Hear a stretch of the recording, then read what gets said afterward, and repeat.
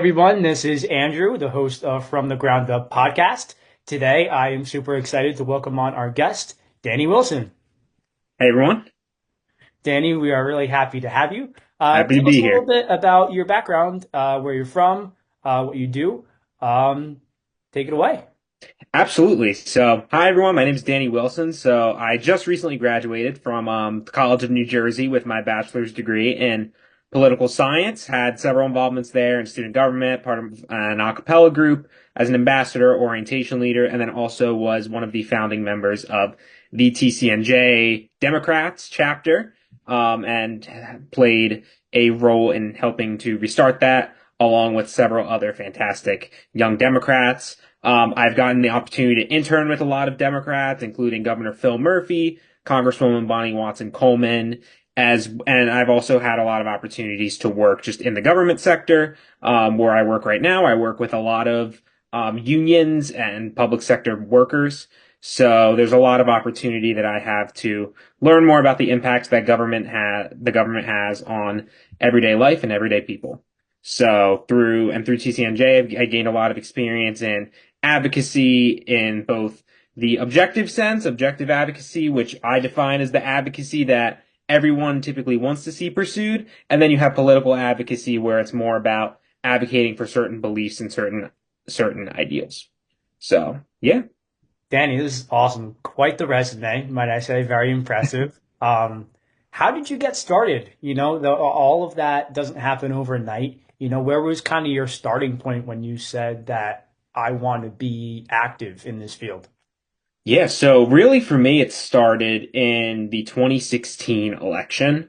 So the reason being is that, I assume we're going to get a little political on this podcast, but as someone who at a very young age was diagnosed with autism spectrum disorder, seeing Donald Trump go on screen making fun of people from that particular community really sparked a particular interest in politics for me because I kind of have the mindset of like, how is someone who does these awful things and talks about people this way, makes fun of people this way, getting this much notoriety from so many people? And that led to me getting a lot more just interested in the political process, political behavior, why people think the way they do. And then it got even more sparked in 2020 with COVID for obvious reasons. During 2020, COVID really put a spotlight on politicians to be the leaders in responding to the crisis, and then of course the healthcare workers who were ultimately on the front lines of that. So seeing just the impact that politics had in everyday life during COVID really sparked my interest. And then the 2020 election and all the subsequent events after that really show that we are in a time right now where democracy is almost being contested in some ways and not being respected the way it should. So that's really what motivated me to study political science, to do the work of democracy and to understand more why people believe what they believe and why certain policies that don't work are continuously pursued, or why some policies that we know would work are unable to be pursued. So that's really why I got into what I've gotten into, why I've became a Democrat ultimately. So yeah. That's incredible and awesome work with everything that you've been doing. I know you mentioned that you were a big part of restarting the College Democrats chapter at TCNJ. So can you tell me a little bit about that experience, how that was, what you guys were able to do, and the kind of the challenges and struggles with, organizing a group of people for the first time? Sure. I mean, it really started, there was always an idea since like my freshman year because the organization kind of like I came into TCNJ and noticed at the involvement fair, there wasn't really an organization for Democrats. There was an organization for the Republicans. There was a socialist organization. I identify more as an establishment Democrat. I'm not as hard left as certain factions of the Democratic Party today. But seeing that there wasn't a particular organization for Democrats who are passionate about the liberal ideology, that wasn't really present at TCNJ. So my sophomore year, I started to go to some more political events myself, and then the two main founders, who were Aria and Jared, the three of us really would go to a lot of political events that during that 2022 midterm election cycle through that, there were a lot of strong connections made with with state elected officials and even with some federally elected officials. We went to one event that had like Andy Kim when he was running for congressman speaking. Congressman Bonnie Watson Coleman spoke. Governor Phil Murphy made an appearance. So going to those events really sparked interest. And then really Aria, Jared, and then eventually Enzo led the charge in gathering a group of people. I was just kind of there to support the growth of the organization. And then eventually by my early junior year, that's when we were really able to get it underway, where we were really able to get some great first year students like you, Andrew, when you came in, and then when Michael Bullock and all of them came in to really help shape the organization into what it is now. And some of the challenges definitely were just getting people to show up. And that's an issue we had, especially even after the 2024 election, which, I think it defeated us in a lot of ways because, there was a lot put into that election and it didn't exactly go the way we wanted it. And I think getting people just to show up and to show that particular drive was the hard part because we just weren't getting the numbers that we needed to always make the impact that we wanted.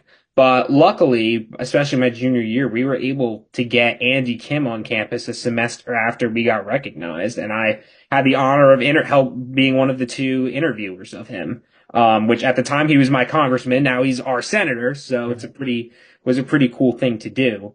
So ultimately, it was an organization like we were able to really take something small, which really started with three people, me, Aria, Jared, and then Enzo, of course, and it really just kept building into what it is now, which is an organization that obviously still has a lot more growing to do in terms of the fact that we have a really big election coming up this year, in New Jersey, and then next year, of course, is the midterms, which will be even bigger.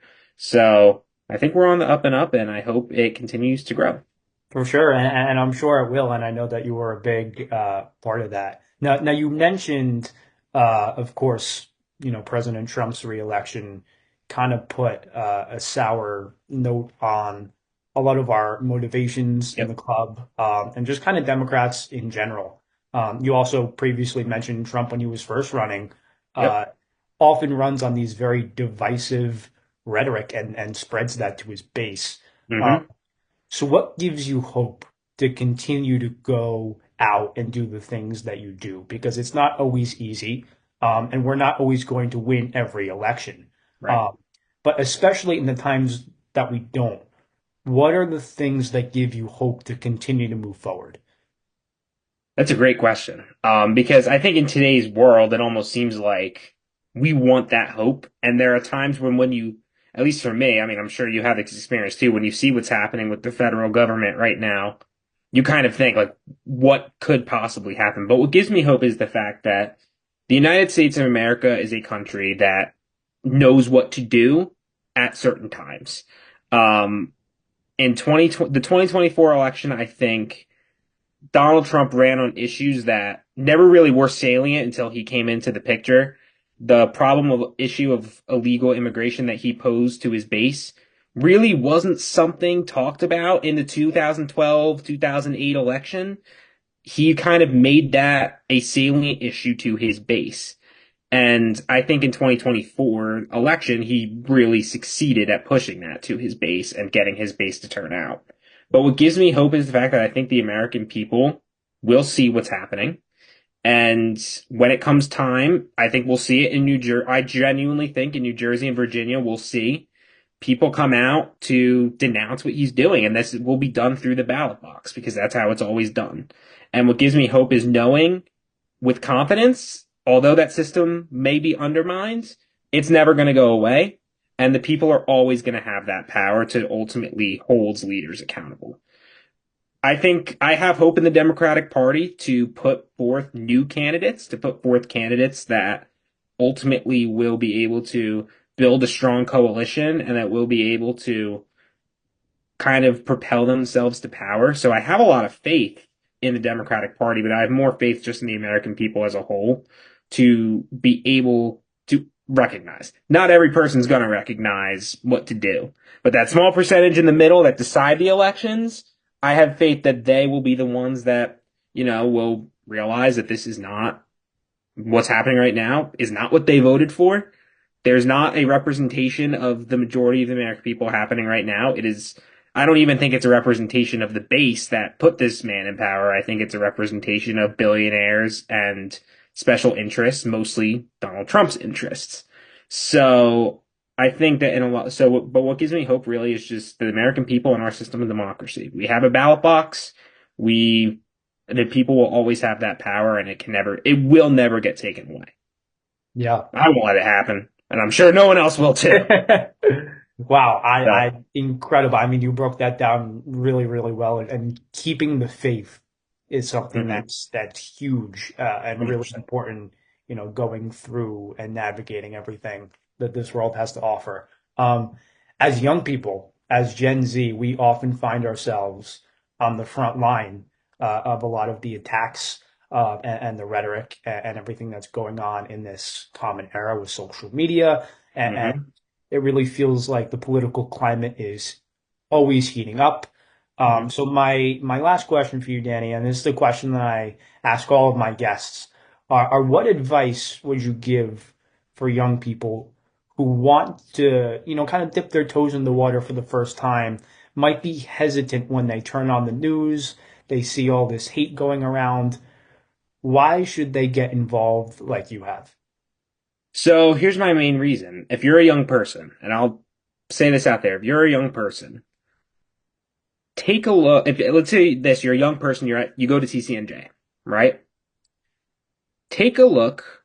You don't want to read a 1,000 page bill, but take a look at just a brief synopsis of the impact that the big, beautiful bill will have on your student loans if you take federal student loans. You're either going to lose them or you're going to have to use private ones, which you're going to have higher interest. You're not going to be able to get loan forgiveness for them if you work in the public sector. If you want to go to grad school or law school, you're not going to get loans for that. Think about the impact. Start with yourself if you're afraid. Think about the impact it's going to have on you.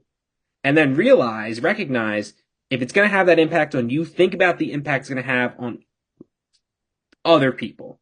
And then that's where you can really broaden it out. Really just think about the impact that this administration and that politics in general has on your life. Because once you realize that, you recognize the importance of keeping up to date with it because you never know when something's going to happen that might impact you, someone you know, someone you love.